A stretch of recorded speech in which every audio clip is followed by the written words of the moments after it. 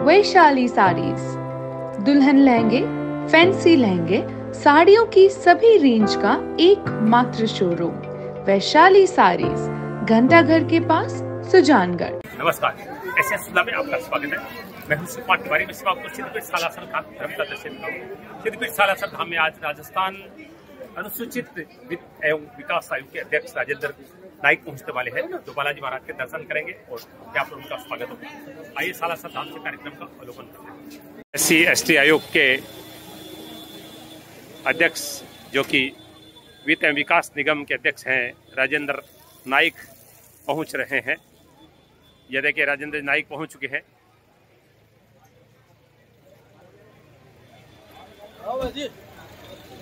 अनुसूचित जाति वित्त एवं विकास आयोग के अध्यक्ष राजेंद्र नाइक पहुंचे सिद्धपीठ सालासर धाम। आप देख रहे हैं, स्वागत किया जा रहा है। देखिए, पुजारी परिवार स्वागत कर रहा है उनका। पूर्व जिलाध्यक्ष धर्मवीर पुजारी जी भी मौजूद है।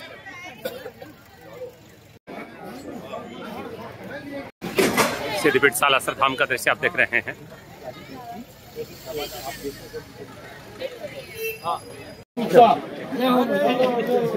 देखिए, हनुमान सेवा समिति के अध्यक्ष भी स्वागत कर रहे हैं, यशोधनंदन जी पुजारी।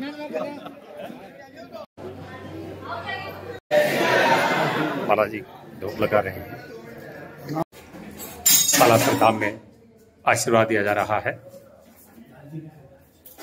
राजस्थान अनुसूचित जाति वित्त एवं विकास आयोग के अध्यक्ष हैं राजेंद्र नाइक, जो सालासर धाम पहुंचे हैं बालाजी के दर्शन करने के लिए।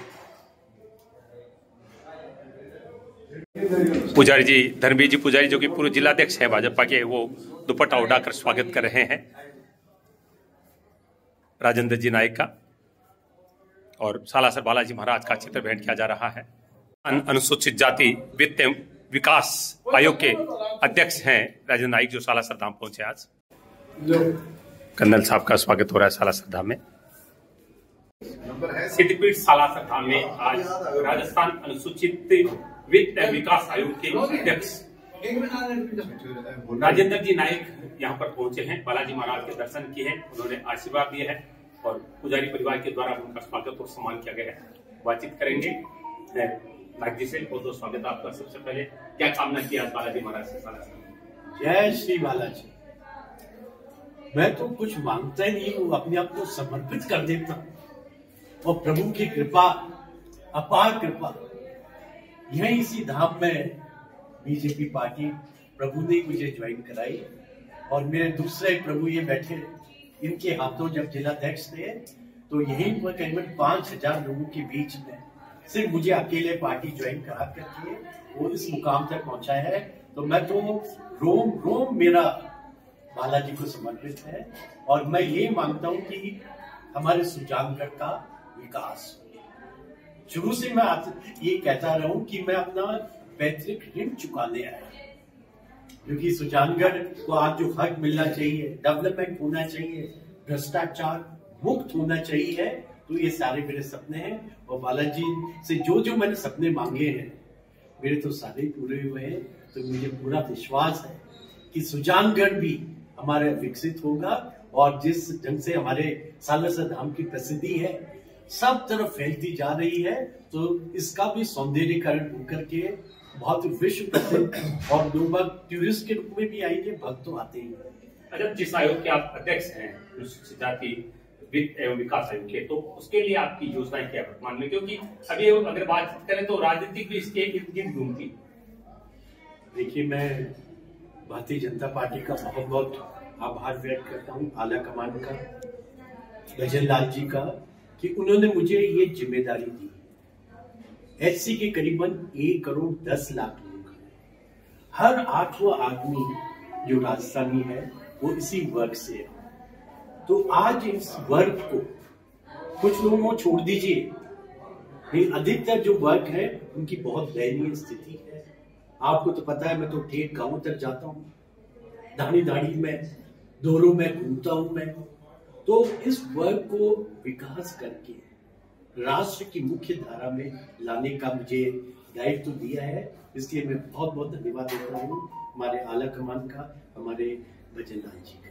राजेंद्र जी, अभी जो सबसे बड़ा मुद्दा रहा, चाहे हम लोकसभा चुनाव में देखें तो उस बार चुनाव में देखें, कांग्रेस बार बार आरोप लगाती है भारतीय जनता पार्टी संविधान को बदलना चाहती है और खासतौर से अनुसूचित जनजाति लोगों को बार बार ये कहकर डराया जाता है, भड़काया जाता है। तो आपको क्या लगता है, क्या रियल में ऐसा हो सकता है?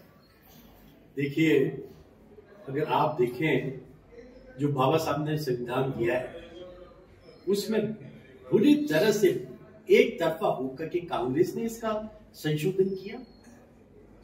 कोई तो देश के सुप्रीम कोर्ट है, उन्होंने आकर के कांग्रेस सरकार थी उस समय कहा कि भारत के संविधान का बेसिक स्ट्रक्चर आप संशोधन नहीं कर सकते, करेंगे तो गैर कानूनी होगा है। तो इसलिए हमारी पार्टी तो जैसे जिस ढंग से हमारी पार्टी का सिद्धांत है अंत्योदय, तो उसमें तो एससी के लिए उनका पूरा कमिटमेंट है कि, तो इसलिए कांग्रेस तो मेरे अनुसार भ्रांति पार्टी है। और आप देखिए, जब लोकसभा चुनाव के बाद में मेरा सौभाग्य था, मैं हरियाणा भी गया, मेरे साथ में कर्नल देवानंद है, ये भी मेरे साथ में गए थे, तो वहां पर हमने यही कहा, क्योंकि काठ की हड्डी तो एक बार चढ़ती है जी। तो वहां पर जिस ढंग से बहुमत मिला है, सरकार बनी है, और अभी जो 7 उपचुनाव हुए हैं उसमें 5 में जो प्रचंड जीत है, तो इसलिए पब्लिक ने कह दिया है कि कांग्रेस तो भ्रांति फैलाती है। संविधान की रक्षा सुरक्षा, ये तो अभी आपने देखा कोई डिबेट में भी हमारे यशस्वी युग पुरुष मोदी जी ने कहा है, तो संविधान की रक्षा करना, बाबा साहब ने जो संविधान दिया। लेकिन ये तो मानना पड़ेगा कि चुनाव में काफी नुकसान हुआ था, जिस तरह से ये कहा गया था कि भारतीय जनता पार्टी संविधान बदलना चाहती है, संशोधन करना चाहती है, तो इसका मतलब यह कि लोग उन बातों में आ गए, क्योंकि यूपी में बड़ा नुकसान हुआ। नहीं, आप देखिए उसके बाद में, लोकसभा चुनाव के बाद में आप देखिए किस ढंग से राजस्थान में उपचुनाव में जीते हैं, और यहाँ पर आप देखिए महाराष्ट्र में, तो वो भ्रांतियां थी और जनता जानती है। एक बार आप किसी को भ्रांति में ला सकते हैं, लेकिन भारत की जनता है, भारत के जागरूक नागरिक हैं, उन्होंने बता दिया कि कांग्रेस बिल्कुल इसका आधार नहीं है, झूठ बोलना इनका काम है। तो ये तो भारतीय जनता पार्टी जो कहती है वो करती है, ये मोदी की गारंटी है। देखिए, बड़ी बात कह दी है कि कांग्रेस जो है वो बार बार भ्रांति फैला रही है, और अब जनता समझ चुकी है, क्योंकि लोकसभा चुनाव में बड़ा नुकसान हुआ था, खासतौर से यूपी और राजस्थान में।